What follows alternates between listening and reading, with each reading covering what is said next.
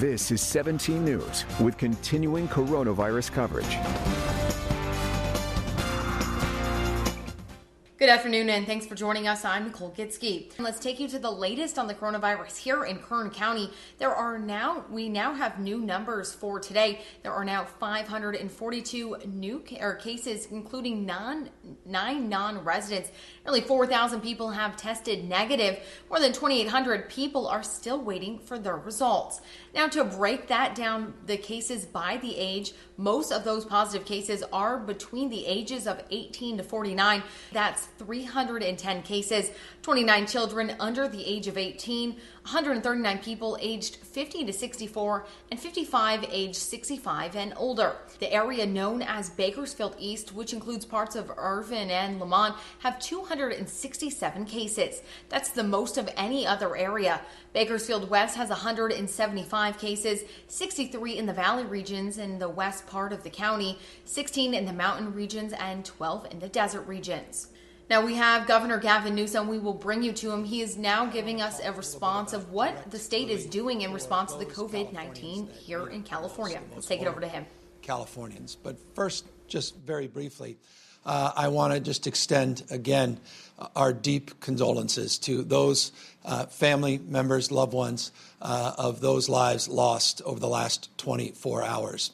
I began yesterday's press conference by making a point that yesterday we had the highest total number of deaths since this disease began here in the state of California, 71 deaths yesterday. Today we recorded 63 deaths, some 821 families, again, every number, not a statistic, but a life being torn asunder. And I just want to extend my heartfelt condolences and also extend appreciation for not only those loved ones and their families impacted, but I had the privilege yesterday of talking to over 150 faith leaders from every conceivable part of this state. And one common thread was how one deals with grief at this time, particularly the loss of a life, and how one organizes funeral services and all the logistical challenges that in the best of the times are difficult, but at this moment are made even more challenging. And so, again, I just felt incumbent important to begin by recognizing the totality of the crisis that's still at hand, not only here in the state of California, but all throughout the nation. Our numbers yesterday were the highest recorded, but so were the nation's.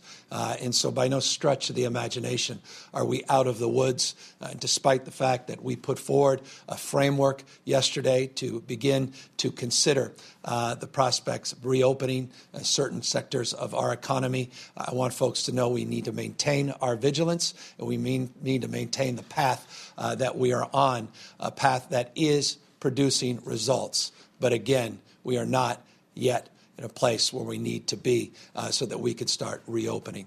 That said, people are not where they were just a few weeks ago as it relates to unemployment claims. Just in the last 4 weeks, 2.7 million Californians have formally filed for unemployment insurance. We are in the process right now of dealing with an unprecedented number of people making phone calls into our EDD department, our Employment Development Department. We are trying to process these applications, and we're trying to turn around those applications in real time. We're doing so not only for employees, but independent contractors, for small business men and women, people that are self-employed. And I want to tell you a little bit more about that in a moment. But I want to first just begin by saying this. I just signed an executive order that will extend our call center so that we can meet the volumes of inquiry. We'll extend it from the hours of 8 in the morning till 8 in the evening, 7 days a week.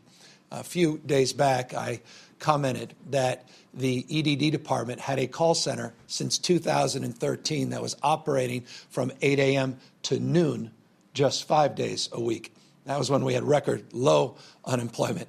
And just like that, now 2.7 million people claiming now the need for unemployment insurance in just over 1 month. So now record number of call volumes. I want to just thank our partners particularly at SEIU 1000, an incredible workforce that has been redeployed to meet that demand.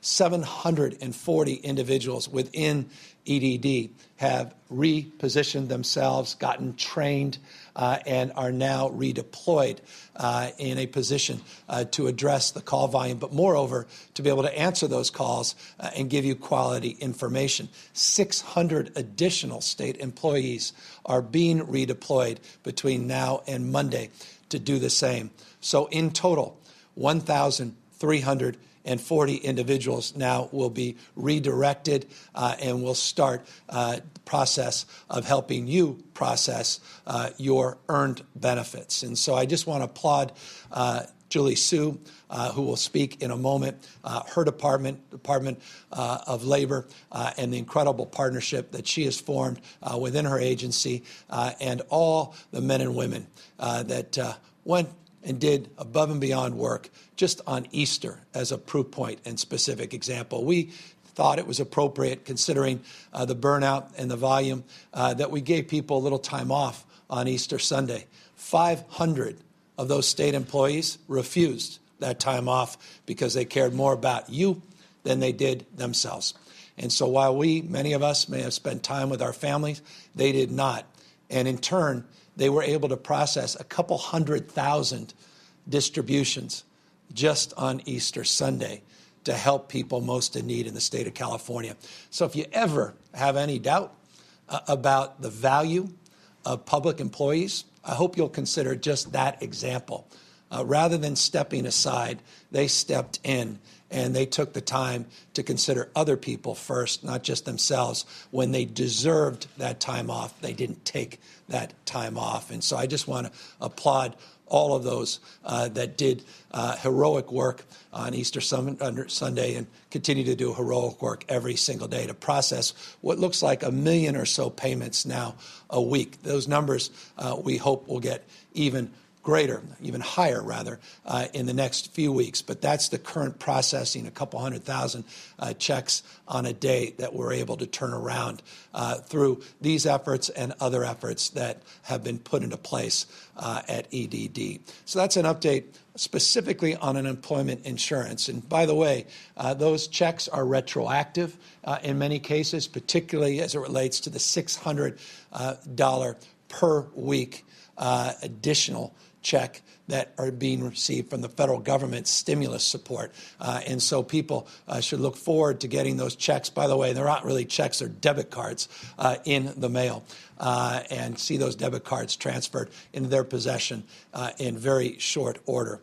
As I said, there's 1.5 million that are self-employed, 1.5 million small business men and women, individuals that have no other employees that are also deserving of direct assistance.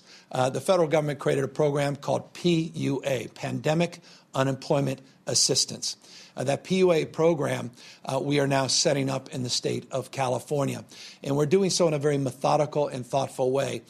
Instead of just putting out applications and having people wait weeks and weeks and weeks for eligibility and for notification around the distribution of payments, we are organizing a very deliberative process in real time to set up our PUA system in a way where we can turn around checks within 24 to 48 hours. I'll ask Julie Sue to come up in a moment and talk a little bit more specifically about that. But I want to make this point about the PUA process.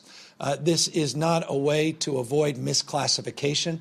The state of California prides itself on being a national leader as it relates to protecting our workers from misclassification.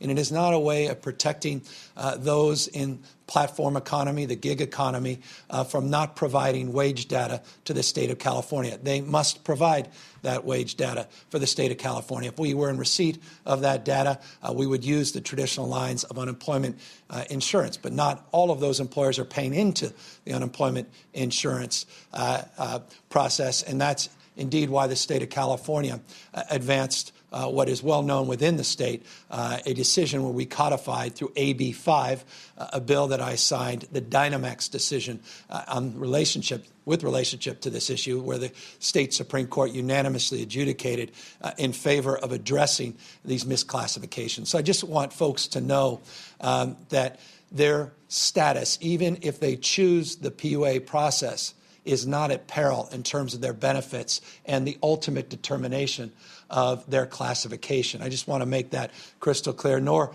does it push us backwards in terms of advancing the cause of righting those wrongs and continuing to transition and implementation of AB 5 itself. Again, I'll ask Julie Sue in just 1 second to talk more about that as well. One final thing.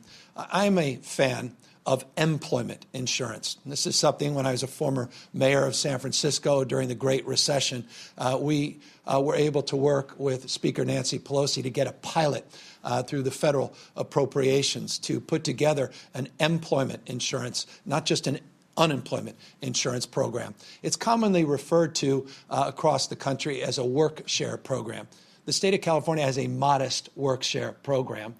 We want to advance that program. We want to expand it significantly, get more employers into that program. I signed an executive order on that as well today to significantly increase the time to application, the time to the creation and development of those programs. And I don't want to moralize this. I don't want to get into a national frame right now, but I can just say this. I think one of the most significant things we can do in the United States of America is reimagine our unemployment system and do more of what you're seeing in countries like Germany and elsewhere doing, and that's provide the employment insurance so people can stay in their status, their benefits included, even with reduced hours in an economy, even as acute and challenging as ours today. The federal government did a version of this in the CARES Act as relates to that Paycheck Protection Program. It's a variant, but I think the opportunity to do this at scale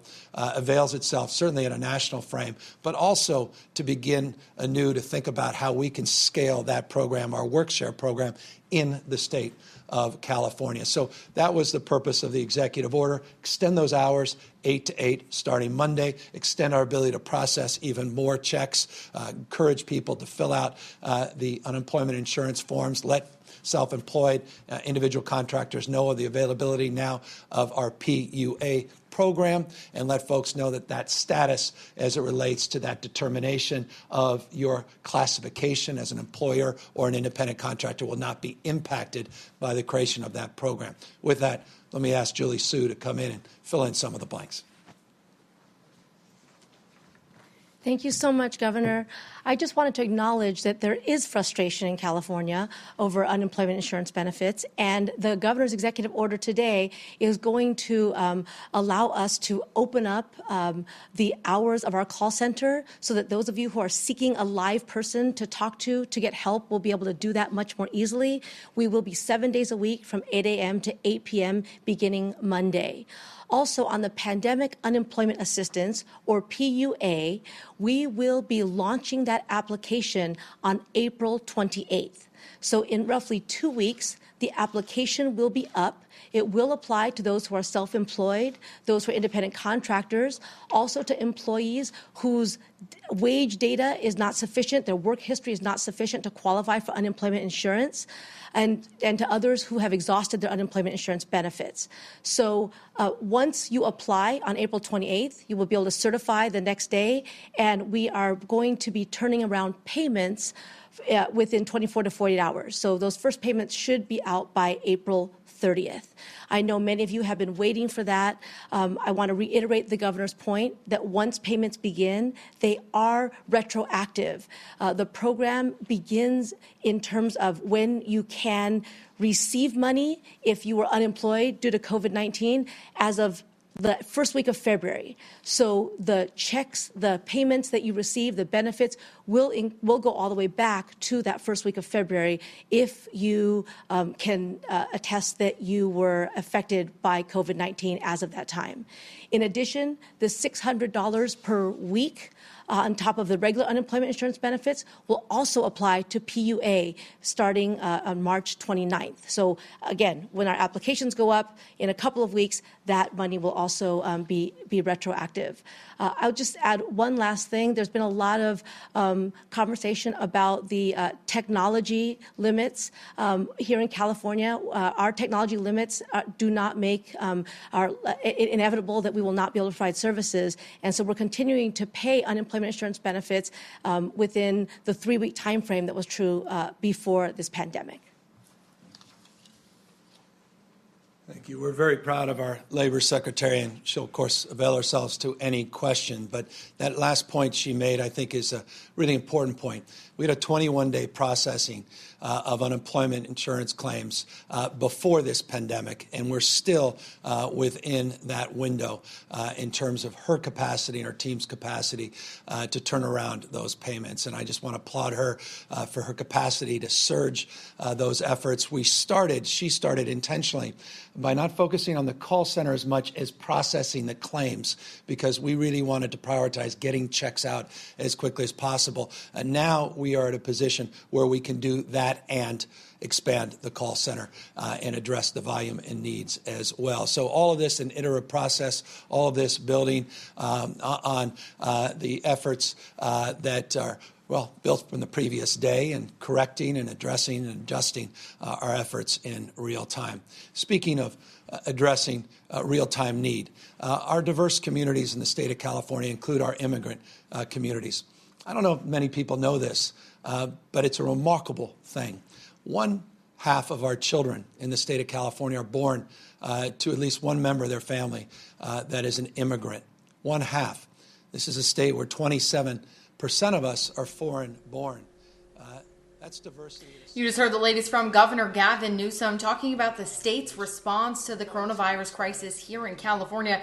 Now, he did talk about that in the past 4 weeks, 2.7 million California residents have filed for unemployment. What they are doing now is are extending their call center hours. They will now run from 8 a.m. until 8 p.m., 7 days a week. That is 1,340 individuals who will help process earned benefits, and they will be a helpline as well with live individuals. So if you need help filing for unemployment, you can contact them. That will begin starting this Monday. Also, 1.5 million self-employed individuals now they are facing the fact of unemployment as well. They are launching a pandemic unemployment assistance program. That app will launch on April 28th, helping any of those individuals owning a small business. And now you can continue watching the Governor Newsom's whole live stream on our Facebook page as well. Well, Bakersfield Mayor Karen Go is asking everyone to continue social distancing so we can see a decrease in the number of local COVID-19 cases here. For the safety of all, there should be no gatherings. The safest choice we can make is to stay in our homes.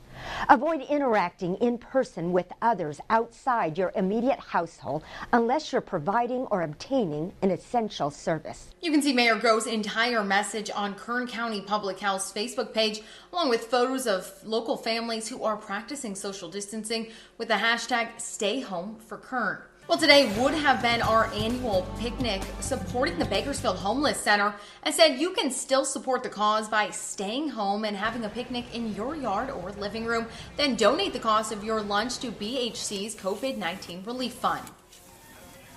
So we're encouraging people to picnic at home with their families in a park, and then donate the cost of that picnic to the Bakersfield Homeless Center on our website, so that we make sure that we continue to be able to serve those individuals that are coming in and absolutely need help. Now, because of the pandemic, BHC is having to use their funds they typically rely on through food and item donations.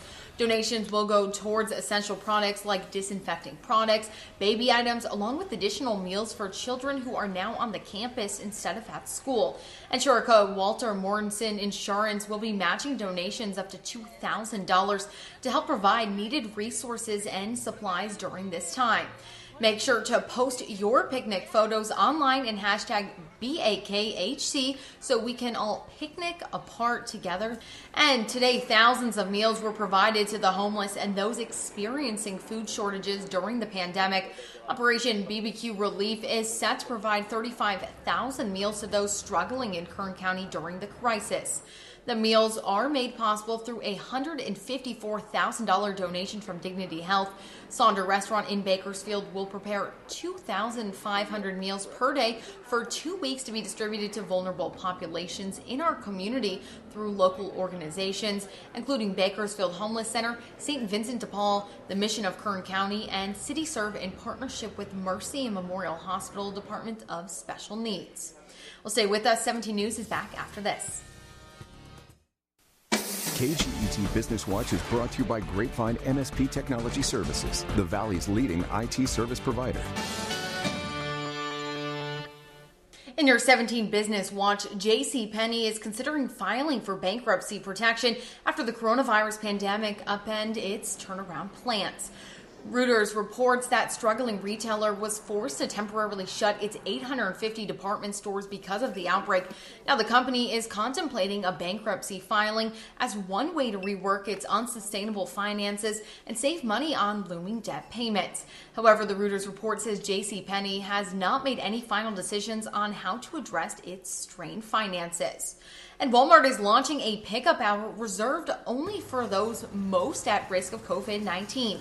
Select pickup stores will set aside the hour from 7 to 8 a.m. each day for high-risk groups. That's people over the age of 60, as well as first responders, customers with disabilities, and anyone designated high-risk by the CDC. Pickup is contact-free. Customers simply open their trunk, and workers load the groceries. Walmart staff also follow enhanced distancing and sanitation procedures to prevent the spread of the coronavirus. Customers can fill their virtual cards through the website or through the Walmart app and then select the at-risk pickup time. Stay with us. We're back after this.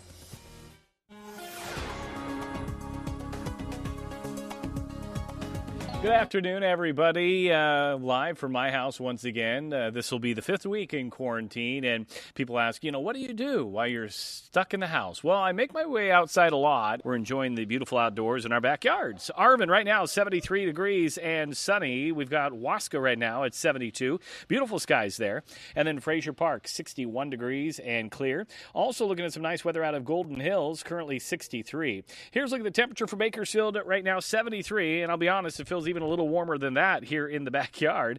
And you can see around Kern County, 69 in Wasco and Delano. And then we've got 60s into the mountains, Tehachapi, 64, 65 for Lake Isabella. Here's a look at the satellite and radar, and nothing to show you. In fact, this will be the case through tomorrow before we see some changes on Friday. System developing out of the north. Now, I expect that to roll in on Friday, bring in another shot of maybe some shower activity. Saturday, Sunday, I'm looking dry, and then by next Monday, we'll watch for another system. But in the short term, today and tomorrow, high pressure will prevail, and that means sunny and warm. Futurecast model, some of that rain coming in on Friday. It'll be light, and then we get a break for Saturday, Sunday, and then that next system rolls on in by the early part of next week, right around Monday. So I think we'll peak tomorrow at 82, and then that next system on Friday will bring between a trace and a tenth of an inch around Kern County.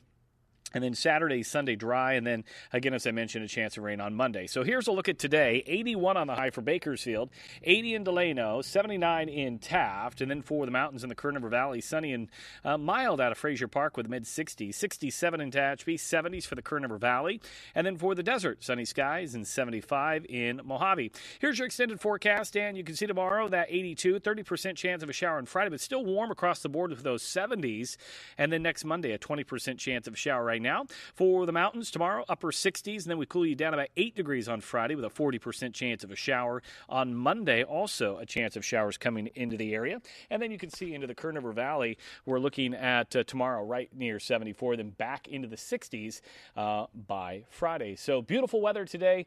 If you can, head out in the backyard like I'm doing. We'll be right back right after this. Now to an update on that murder and kidnapping that started late Sunday night in Lamont. The 2-year-old boy who was abducted is now safe with his grandmother. This all started around 8:30 Sunday night. Deputies arrived at a home on Florence Street in Lamont and found 34-year-old Adriana Rivera had been shot. Rivera's family tells us she was 39 weeks pregnant. Rivera was transported to Kern Medical, where she died. According to Vidal's family, the baby is in the NICU in Madera. Deputies say Javier Vidal had kidnapped his 2-year-old son. An Amber Alert was issued, and later that night, the little boy was found safe. The 36-year-old Vidal was pronounced dead at the scene around 4 a.m. The family tells us they are heading to the hospital in Madera to check on that infant. And reports of domestic violence are on the rise across the country in the face of the pandemic. Victims' rights advocates warn that the isolation and financial stress caused by the stay-at-home orders could leave families in a vulnerable situation. That's why community members are urged to remain extra vigilant and called to check in on anyone who they feel could be in danger. Here are the numbers to call if you need help. First, always call 911 if it's an emergency. You can also reach out to the Alliance Against Family Violence and Sexual Assault. They have a 24-hour crisis line. That number is 327-1091. The National Domestic Violence Hotline is 1-800-799-SAFE. Currently, the Family Justice Center on Oak Street is closed, but the Alliance Against Family Violence remains open at 1921 19th Street. All this information can be found on our website as well, kget.com. Stay with us. We're back after the break. Well, a woman is in critical condition this afternoon after a stabbing that happened last night just after 9 p.m. BPD responded to the scene on 19th Street. Officers found a woman who had been stabbed. She was taken to the hospital where she remains in critical condition.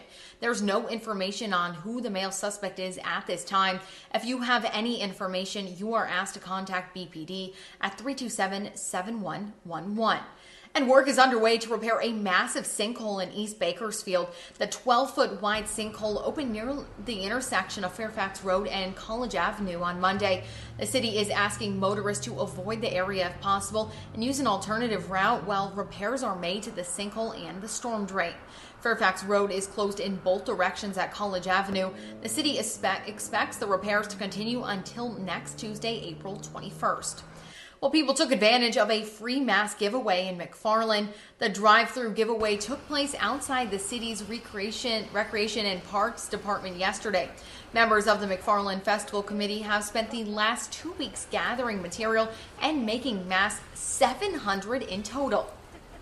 We don't want COVID-19 to come in here into McFarland, into the Central Valley, like it has in New York and in Washington, other places like that. Let's keep it low. Let's flatten that curve. Let's keep it down there, and let's get on with our lives. Each person there received 2 masks. Kern High School District is looking to purchase a piece of land near Myramonte High School to build a new ag facility.